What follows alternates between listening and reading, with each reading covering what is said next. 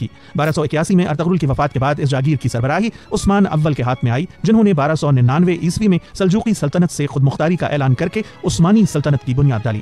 عثمان اول نے اس چھوٹی سی سلطنت کی سرحدیں بازنطینی سلطنت کی سرحدوں تک پھیلا دی اور فتح کے بعد دارالحکومت بھروسہ منتقل کر دیا۔ عثمان اول ترکوں میں انتہائی قدر کی نگاہ سے دیکھے جاتے ہیں۔ در حقیقت وہ بہت ہی اعلیٰ اوصاف کے حامل تھے، دن کے مجاہد اور رات کے عابد ہونے کے ساتھ ساتھ انتہائی شریف النفس، سادگی پسند، مہمان نواز، فیاض اور رحم دل انسان بھی تھے۔ ان کا دور حکومت سلطنت عثمانیہ کی بنیادوں کو مضبوط کرنے کا سبب بنا۔ یہ عثمان اول کی ڈالی گئی مضبوط بنیادیں ہی تھیں کہ ان کے انتقال کے بعد ایک صدی کے اندر عثمانی سلطنت مشرقی بحیرہ روم اور بلقان تک پھیل گئی۔ سلطنت عثمانیہ سن 1299 سے 1922 تک قائم رہنے والی ایک مسلم سلطنت تھی جس کے حکمران ترک تھے۔ اپنے عروج کے زمانے میں 16ویں اور 17ویں صدی میں یہ سلطنت 3 بر اعظموں پر پھیلی ہوئی تھی اور جنوب مشرقی یورپ، مشرق وسطی اور شمالی افریقہ کا بیشتر حصہ اس کے انڈر کنٹرول تھا۔ مالدووا، ٹرانسلوینیا اور ولاچیا کے باجگزار علاقوں کے علاوہ اس کے 29 صوبے تھے۔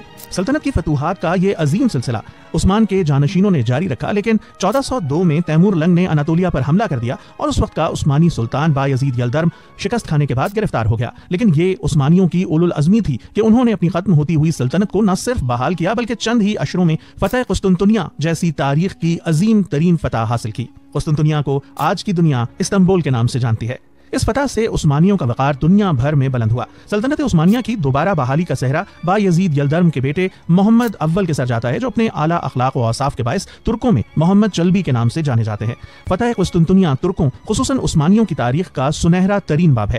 29 مئی 1453 میں 21 سالہ نوجوان سلطان محمد ثانی کی زیر قیادت اس لشکر نے حیران کن کارنامے انجام دیتے ہوئے اس عظیم شہر کو فتح کیا اور اسے اپنا دارالحکومت بنایا۔ اس طرح محمد قیصر روم بن گیا اور یہ لقب اس کے ان ارادوں کو ظاہر کرتا تھا کہ عثمانی جلد روم پر بھی قبضہ کر لیں گے، اور انہی مقاصد کے حصول کے لیے 1480 عیسوی میں عثمانی افواج جزیرہ نما اطالیہ پر اتری اور اوٹرانٹو اور اپولیا کے شہروں پر قبضہ کر لیا۔ لیکن 1481 میں محمد فاتح کی وفات کے ساتھ ہی فتح اطالیہ کی مہم کا خاتمہ ہو گیا۔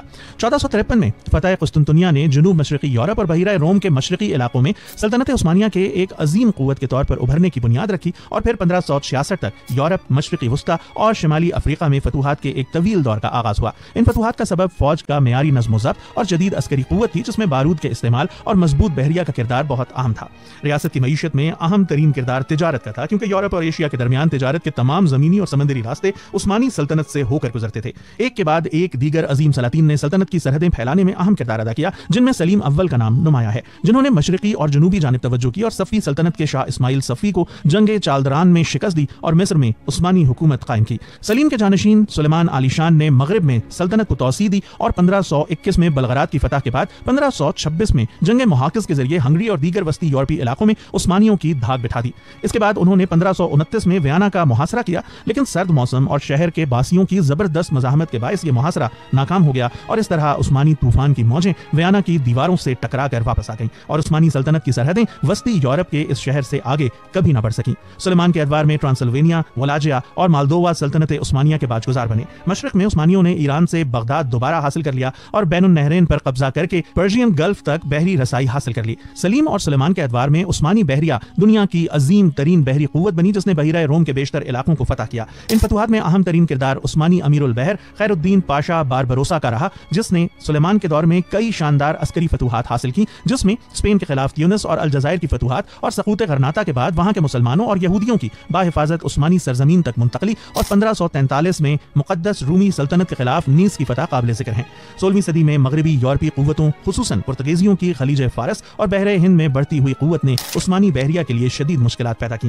عثمانیوں کی جانب سے مشرق اور جنوب کے راستے بند کر دینے کے باعث یورپی قوتیں ایشیا کے لیے نئے راستوں کی تلاش میں نکل پڑیں اور نئے راستے دریافت کیے۔ عروج و زوال اور حتیٰ کہ 600 سال پر مبنی شاندار سلطنت کا خاتمہ کس طرح سے دشمنوں نے مختلف قسم کی سازشوں سے کیا۔ جنگ عظیم اول، جس میں ترک جرمنی اتحاد کے باوجود ناکام رہا، جس کے بعد جنگ عظیم اول کے فاتحین نے ترکوں کے ساتھ معاہدہ لوزان طے کیا۔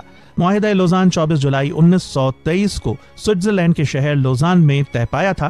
معاہدے کے تحت سب سے پہلے خلافت عثمانیہ کا خاتمہ اور سلطان کو جلا وطن کرنا تھا۔ اس کے علاوہ یونان، بلغاریہ اور ترکی کی سرحدیں متعین کی گئیں اور قبرص، عراق اور شام پر ترکی کا دعویٰ ختم کر کے دونوں ممالک کی سرحدوں کا تعین کیا گیا۔ اس معاہدے کی روح سے خلافت عثمانیہ ختم کر دی گئی اور ترکی کے 3 بر اعظموں پر موجود خلافت کے اثاثوں اور املاک سے بھی دستبرداری اختیار کر لی۔